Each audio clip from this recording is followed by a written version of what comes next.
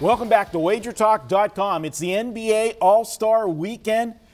And guys, we're going to break down some of the extracurricular activities. And this is why we got this guy on. I'm going to tell you, it's old school, new school.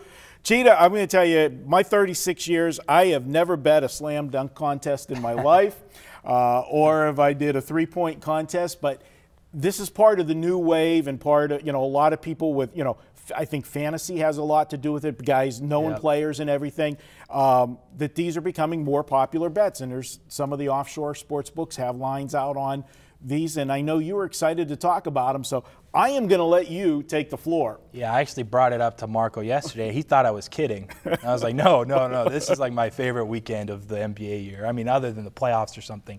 I love it. Had some success recently, but I think you made a good point. Fantasy's played a big role in some of these prop bets or, for the contest stuff. And just like the recent, I think, stardom of like someone like Steph Curry or Zach LaVine, what he did in the dunk contest last year was phenomenal. I thought it was really cool. So yeah, either way, I'm still, trying to make a bet where I think I have an edge and I find value.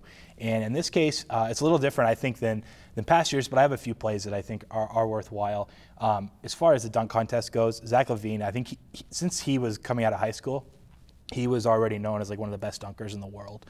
So last year was the time to bet him when he was plus money. I think now there's only one shop that even has lines, and that's Bovada. It's like minus 300. So wait around, see when other shops start opening up, see what lines are at. It's too high probably just to lay. He's going to win more times than not, though. There's a reason that he's that big of a favorite. What he did last year was awesome. But if there's one guy I would look at betting, and people that have followed me on Twitter since the NBA season started know I'm a big Will Barton fan. Speaking of fantasy, about like 2 weeks into the year, he came off the bench and went nuts and won me a bunch of money in a daily fantasy league. And so I've just been like shouting his name ever since. And he's done pretty well. He's getting a ton more minutes and played really well. And he's plus 550. He's 11-2. So the degenerate in me might want to just back Will Barton, and so I can root him on even more during the dunk contest.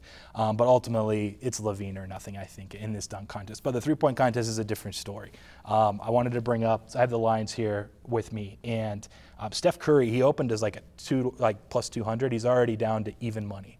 So everyone's jumping on Steph Curry in the seasons he's had. And everyone else has kind of dropped off. Now their lines or their numbers are bigger. And so the one I want to play is Klay Thompson, plus 400. Last year, it was him and Steph actually in the final. And Steph Curry put up like a 27 or something, and Klay Thompson had no shot. But in the first round of last year's contestants, I think there was 8, Klay Thompson had the best score. So he got into the championship with Curry, and I think it was Kyrie Irving.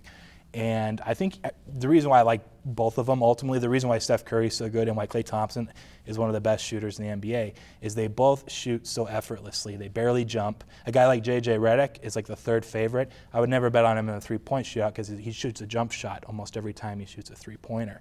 And those wear down the legs that you get tired when you're shooting 25 shots in a minute, and you have to do it multiple times. So Klay Thompson's a guy that's not going to get as tired. He's obviously a good shooter. And I also think a lot of this is who can get streaky and who gets hot, and he's probably the streakiest shooter in the league, even more so than Curry. Curry's more consistent, but Klay's had those quarters where he puts up 30-something points, and he hit 9 threes in one quarter last year in the third quarter. I think if he gets hot, gets streaky, 4-1 on him, the second best shooter in the entire group, I think has some value. So that's my main play. Well, I definitely would agree that there wouldn't be value. Everybody's going to overbet Curry because of the year that they're having.